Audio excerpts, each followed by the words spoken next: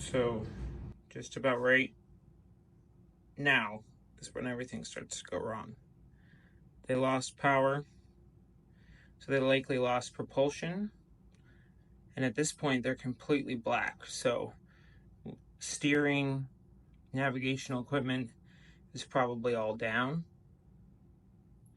It takes them almost a minute to get any sort of power back. So you can just imagine everyone is scrambling in the dark, trying to figure out what's happening.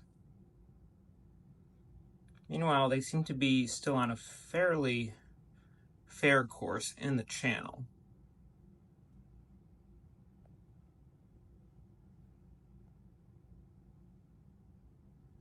So right now they're trying to get at least power back to the emergency generator, which would power lights and steering, not necessarily propulsion.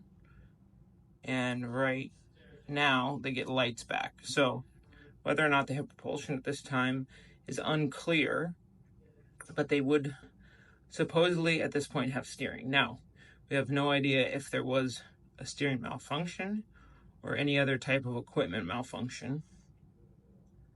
But at this point they have lights. Now you're going to start to see smoke coming out of the stack. So something going on in the engine room that's not exactly right. And the black smoke starts billowing and will continue for another couple seconds here. And we see a second power outage. So let's see, just a little bit longer. We're going to have another power outage. And you can see the ship is starting to swing a little bit to the right. So we don't know why, but it is. Definitely flat calm, so it doesn't look like there's a wind impact. Right there. Power goes out again. And this time it takes them only about 30 seconds to get some sort of lights back on.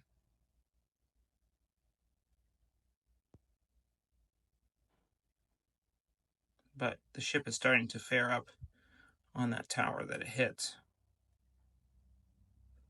And right about, they're going to get some lights on here in about 5 seconds, 3 seconds. Right there, they've got lights. So they have some power. And at some point they drop the port anchor. We're not exactly sure when. And at this point they're lined up on the bridge. So if they don't have any sort of propulsion, there's no way that they can stop the ship. Even if they did have propulsion, stopping the ship in that short of a time span would be basically impossible, especially without a tug connected. They might have been able to continue to steer, but like we said, they lost power at least twice, so we're not sure if they had any steering at all. And then this is a very long minute. They just basically headed for the bridge with no change in heading per this camera for almost a minute until they make contact.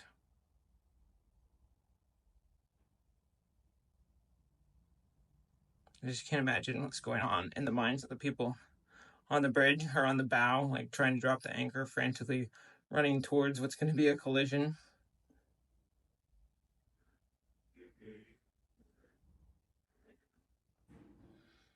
So just about 15 seconds until they contact the bridge, and then you're just going to see how quickly the bridge comes down. I mean, it only takes maybe 10 to 20 seconds until the bridge is fully down.